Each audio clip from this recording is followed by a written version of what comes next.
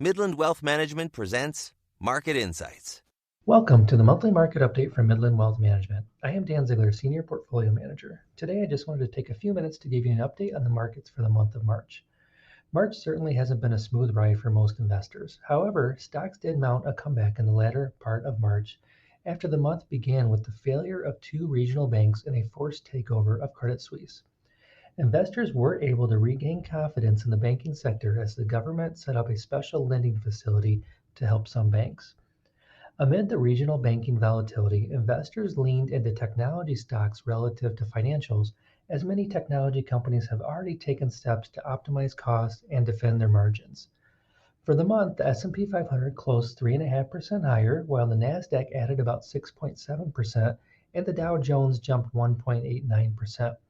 For the quarter, the S&P 500 advanced 7%, and the Nasdaq rallied 16.77%, and the Dow gained about 0.38%. International developed markets have also experienced a strong start to the year, returning 2.5% for the month and returning 8.5% for the quarter, bolstered by cheaper relative valuations and robust earnings.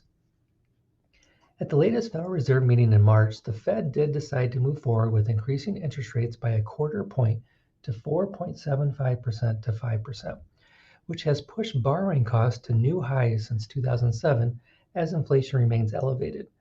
The Fed did note that the recent turmoil in the banking industry is likely to have a similar effect as a rate increase, which may slow the economy.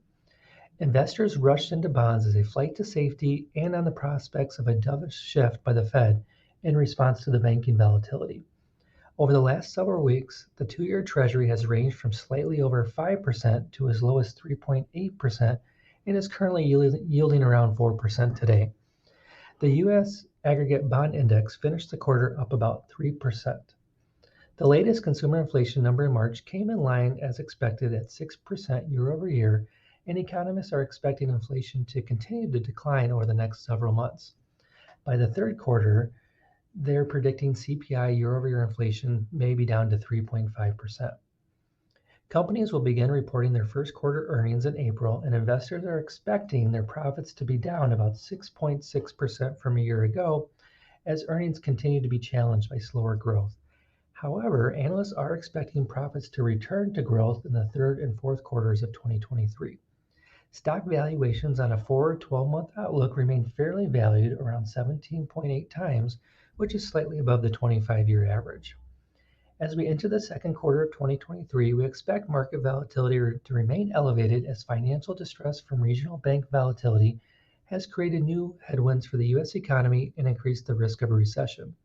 Our teams will be closely monitoring all economic news as the market continues to recalibrate for lower growth and the expectations that the Federal Reserve is likely close to a peak in their Fed funds rate, assuming inflation continues to come down. Be sure to check out our second quarter newsletter for more insights, and as always, if you have any questions or want to speak to someone, please do not hesitate to give us a call.